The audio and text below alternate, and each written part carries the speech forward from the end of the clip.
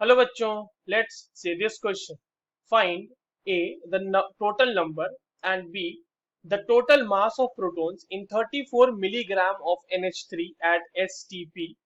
Will the answer change if the temperature and pressure are changed? ठीक है, तो चलिए इस क्वेश्चन को सॉल्व करते हैं बच्चों। और सबसे पहले तो ये देखते हैं कि इस क्वेश्चन को सॉल्व करने के लिए हमें कौन से की कॉन्सेप्ट की जानकारी होनी चाहिए। देखिए, की कॉन्सेप्ट की अगर हम बात करें बच्चों इस क्वेश्चन के लिए, तो ये सवाल बहुत ही बेसिक मोल कंसेप्ट का है, उसी से ये सॉल्व हो जाना है। ठीक है, बिल्कुल बेसिक चीजें हम यूज करेंगे इसमें मोल कंसेप्ट की।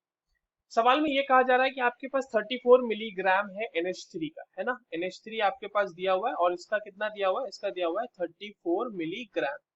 और वो भी दिया हुआ है एट STP, जिसका हमें कोई ऐसा कोई खास इसकी जरूरत है तो नहीं STP का इसमें, क्योंकि हम सिर्फ ग्राम मास से काम चला लेंगे। अब देखिए 34 मिलीग्राम का मतलब ये होता है कि अगर हम मास की बात करें, गिवन मास ऑफ NH3, तो ये आपके पास दिया हुआ है 34 मिलीग्राम, या फिर आप इसको लिख सकते हैं 34 इंटू 10⁻³ राइट। तो ये दिया हुआ है, इसी का यूज कर लेंगे। तो number of moles of NH3 कितने आ जाएंगे बच्चों, यहाँ से given mass upon molar mass. तो गिवन मास इसका हो गया 34 इंटू 10⁻³ और इसका मोलर मास हो गया 17 ग्राम पर मोल। तो यहाँ पर से अब आप देखो कितने मोल आपको मिल रहे हैं, ये 2 टाइम्स में कैंसिल हो जाएगा, ये हो जाएगा 2 इंटू 10⁻³ मोल्स। ये NH3 के इतने मोल्स हमें मिल चुके हैं। तो इतने मोल में कितना मॉलिक्यूल होगा, तो मॉलिक्यूल्स ऑफ NH3 कितने हो जाएंगे, मॉलिक्यूल्स ऑफ NH3। अब देखिए एक मोल में, क्योंकि बच्चों 6 इंटू 6.02 इंटू 10⁻23 मॉलिक्यूल होते हैं, तो जितना मोल है हमारे पास उसमें कितना होगा, तो 2 इंटू 10⁻³ मोल्स। इसको मल्टीप्लाई कर देंगे Avogadro number, that is 6.02 into 10⁻23 molecules, यानी कि इतने मॉलिक्यूल्स आपके पास मौजूद है। ठीक है, और ये वैल्यू कितनी आ रही है, ये वैल्यू आ रही है 12.04 इंटू 10⁻20 मॉलिक्यूल। बहुत ही बढ़िया, आगे बढ़ते हैं। अब एक मॉलिक्यूल की बात करते हैं NH3 की। अगर NH3 की एक मॉलिक्यूल की बात करें तो उसमें एक नाइट्रोजन एटम है, और एक नाइट्रोजन एटम में बच्चों 7 प्रोटॉन होते हैं। ठीक है, 7 प्रोटॉन होते हैं। तो हमारे पास क्यों 7 प्रोटॉन होते हैं, क्योंकि नाइट्रोजन का एटॉमिक नंबर 7 होता है, तो atomic number is equal to number of protons. दूसरे दूसरी साइड वहां पे हमारे पास 3 हाइड्रोजन एटम है। एक हाइड्रोजन एटम में एक प्रोटॉन होता है, तो कुल मिला के इसके लिए कितने हो जाएंगे, 3 प्रोटॉन। तो अगर हम एक मॉलिक्यूल NH3 की बात करें तो उसमें हमारे पास 10 प्रोटॉन है ना, 7 + 3 प्रोटॉन। तो टोटल हमारे पास 10 प्रोटॉन है। तो जितने मॉलिक्यूल्स है हमारे पास उसमें कितने नंबर ऑफ प्रोटॉन्स होंगे, देख लेते हैं ये।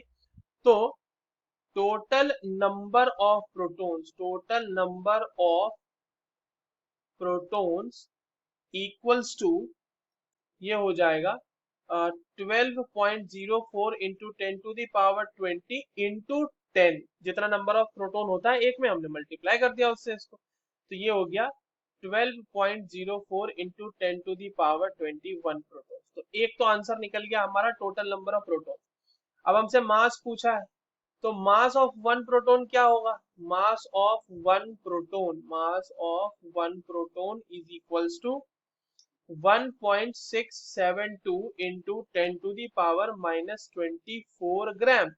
और हमारे पास टोटल मास कितना हो जाएगा, तो टोटल मास इक्वल्स टू 12.04, जितने प्रोटॉन है हमारे पास उसमें मल्टीप्लाई कर देंगे मास ऑफ वन प्रोटॉन से, 10⁻24 ग्राम।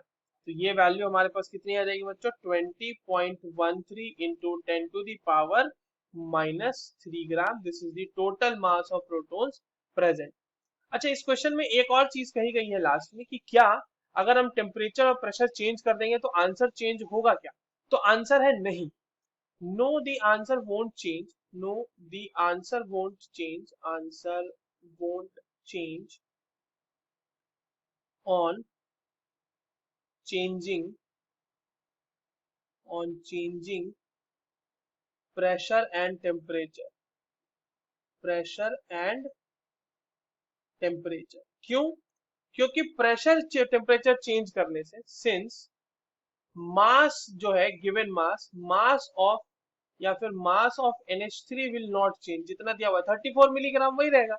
तो mass of NH3 will not change, will not change on changing pressure and temperature। अब बताओगे मास अगर चेंज नहीं हुआ तो क्या हुआ? तो अगर बच्चों मास चेंज नहीं हुआ तो नंबर ऑफ मोल्स भी चेंज नहीं होंगे, और नंबर ऑफ मोल्स चेंज नहीं होंगे तो उससे रिलेटेड जो भी हमने रिलेशंस ड्रॉ किए हैं वो भी चेंज नहीं होंगे। So that's all for this question. I hope you understood this well. All the very best.